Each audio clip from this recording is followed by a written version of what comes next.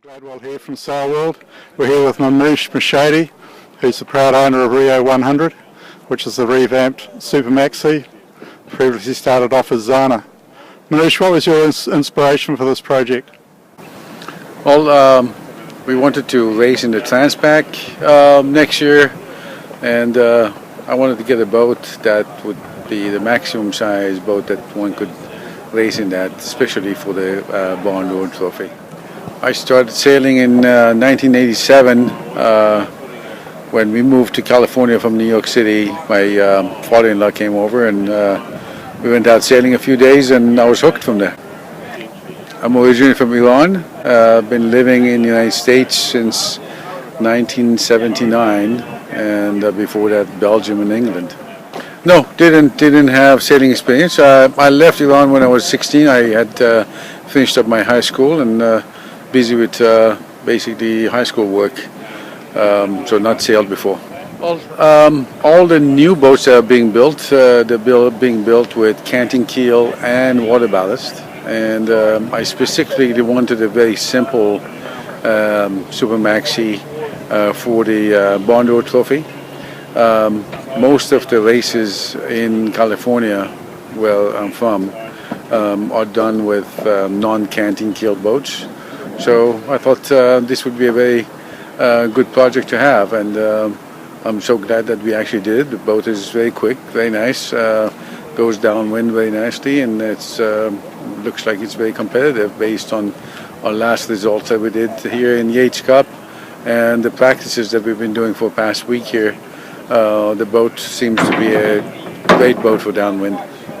Well, we didn't have the boat first. When the project was brought forward by one of my friends, Bill Jenkins, we had to assess the project, see whether or not it would work. I involved Gavin Brady and Brad Bakewell on the project.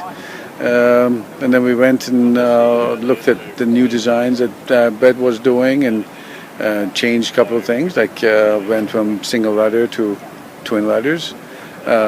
We wanted to be able to get the boat to any harbor in western United States, so we made a canting keel for a lifting keel for it. So those were some of the things that we had in mind, and of course we wanted also to add a little bit more form stability to the boat, make it wider, get rid of all of the water ballast that was previously on the boat. So we ended up actually cutting the boat around where the mast is, and then putting a brand new back end onto the boat without water ballast and all that. So, but all in all, maybe we were just lucky. The boat came out perfect. Well, it basically snowballed once we got involved with the project and found out that we could actually build what we wanted to build. We didn't even look to see what it would be to build a new boat. We just went with it and built this boat. And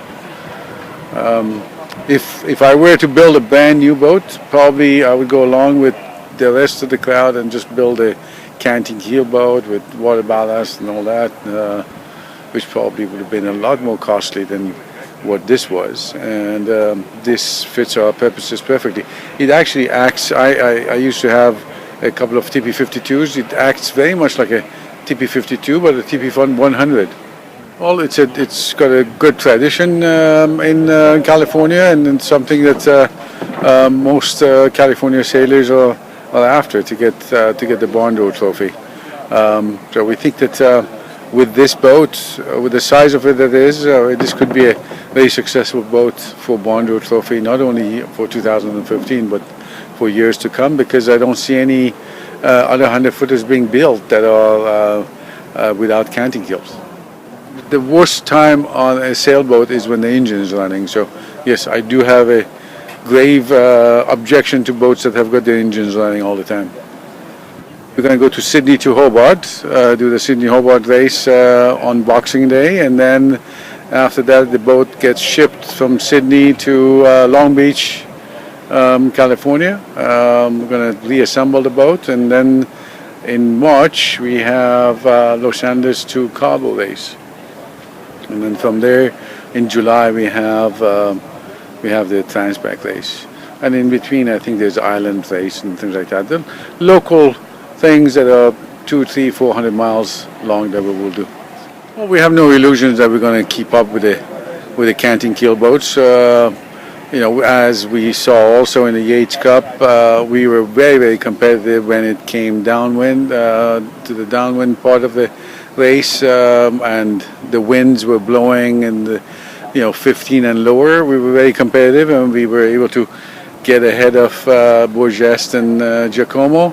But when it came down to reaching, they easily passed us by. Obviously, with the canting keel, they can do that. But if there are conditions where they can't use their canting keels on a 100% basis, and then in those type of conditions we might have a chance. We'll know. We'll see what happens. I think it has fully surpassed not only my expectations, but my project manager, who's been handling it, Keith Kirkpatrick's expectations, Gavin Brady's expectations, and Brett's expectations. The boat is performing quite well. I must say that Cookson's did an excellent job of building the boat. The finishes inside, outside are absolute perfection, and the boat doesn't creak, doesn't crack. It's a very solid boat. I like it. I think we're better than Polars. I think we are a knot or two faster than the Polars. So everything has been quite well, very fast. Transpac, I think if we can, I think the record is 5 days and 8 hours or 10 hours. Hopefully we can break that. Okay, well, all the best. Thank you very much.